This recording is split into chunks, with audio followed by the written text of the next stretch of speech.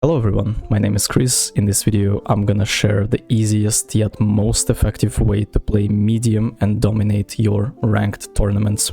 In the first part of this guide we will talk about best compositions to run with your friends, and I think there are two most optimal ones.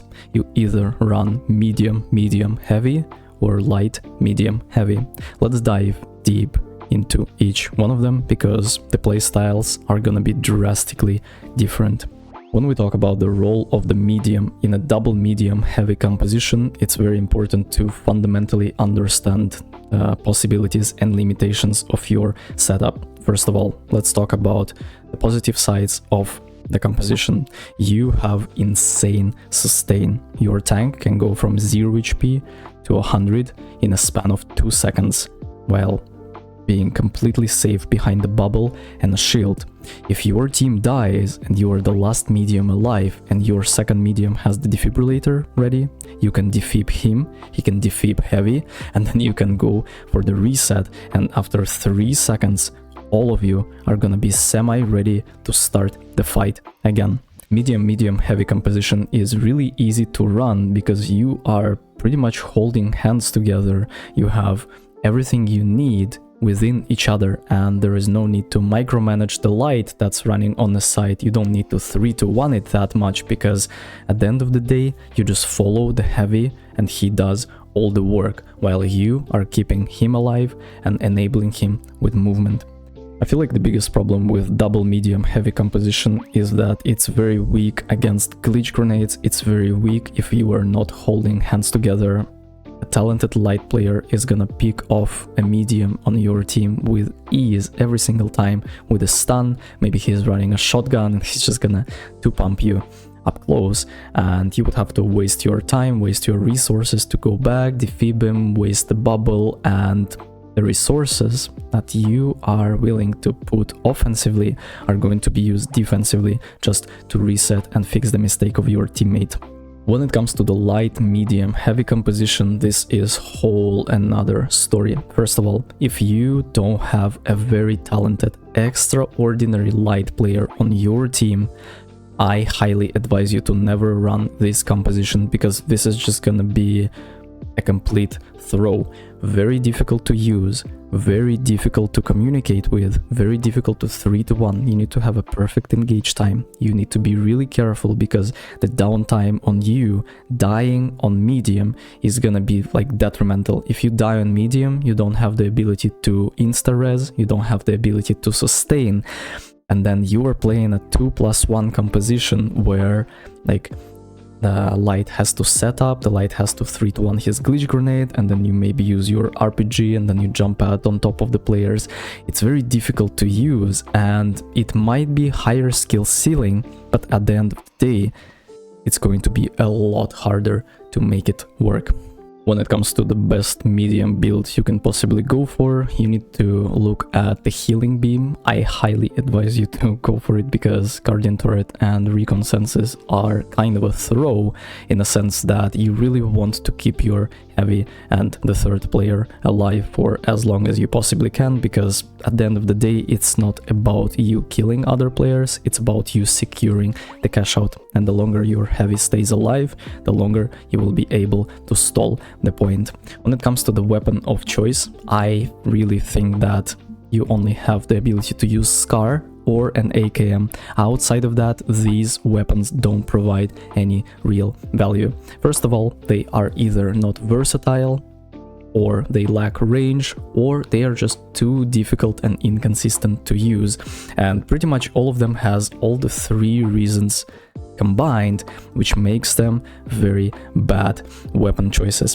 When it comes to difference between Scar and an AKM, AKM is a lot more forgiving when it comes to your aim. You can miss bullets and still be absolutely fine due to the 36 mag size. but you have slower time to kill. It means that it will take you more time to kill a person. When we compare it with a Scar, you have faster time to kill, but only 20 bullets in a magazine. So you would want to ideally shoot your weapon until you need to reload, and if your teammates are low, switch to the healing beam to help them, because at the end of the day you have windows of opportunities in this game.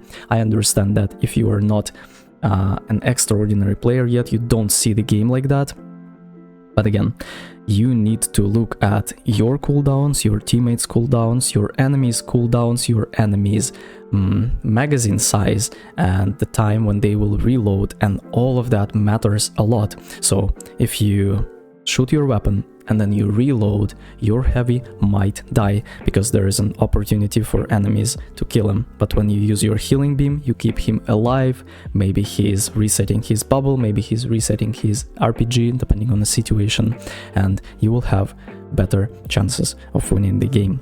When it comes to other gadgets, I highly advise you to go for double movement if you are a main healer. So you go for zipline and you go for the jump pad, because at the end of the day you want to third party as much as you possibly can. You want to take best positions as much as possible. You want to grab the high ground when you can grab the high ground, and you cannot do that without the zipline and the jump pad. If you are the flex healer, you can actually swap the zipline or a jump pad for the APS turret. This is going to be very important when it comes to you holding hands and holding roofs, because at the end of the day, APS turret is gonna block all the RPGs, all the bubbles.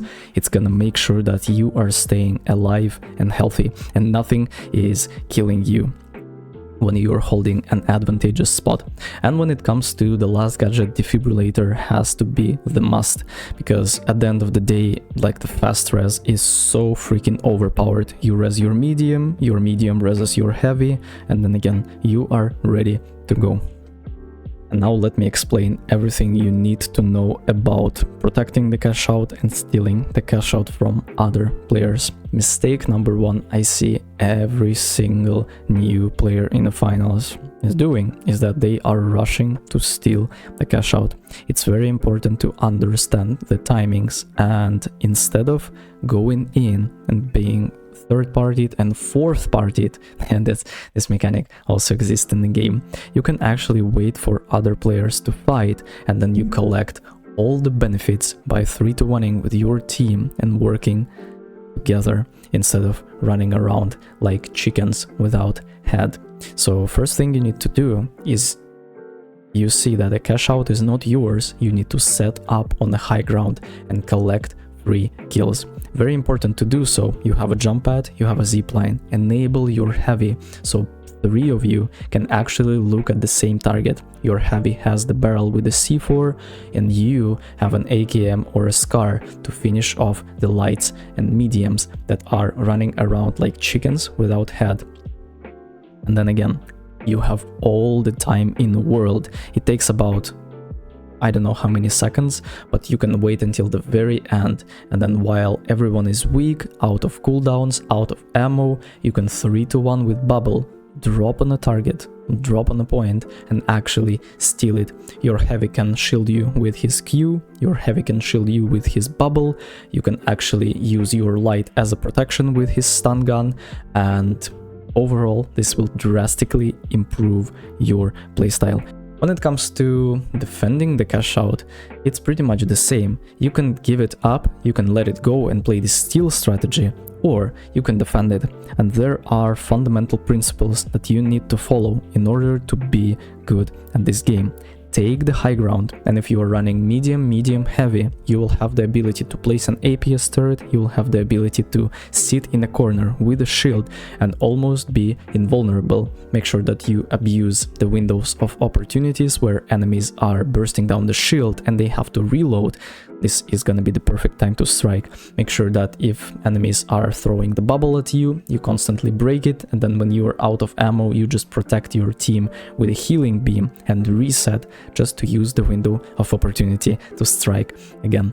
When it comes to your jump pad usage, use your slide before you jump to jump further. When it comes to another ways to use your movement is at the end of the zipline, you can actually go for the bunny hop movement kind of play style where you are jumping off of it and then you jump for a few more times to prolong your movement and gain additional velocity. The same goes for the jump pad. If you place it on the side of the roof, you can actually gain additional momentum. Just don't forget to slide before you approach the jump pad. Thank you very much for watching this guide. If you found it useful, leave me a like on this video, subscribe to the channel, check out my Twitch channel. I feel like I'm gonna stream soon. If you have any questions or suggestions, let me know in the comment section. See you in the next one. Take care.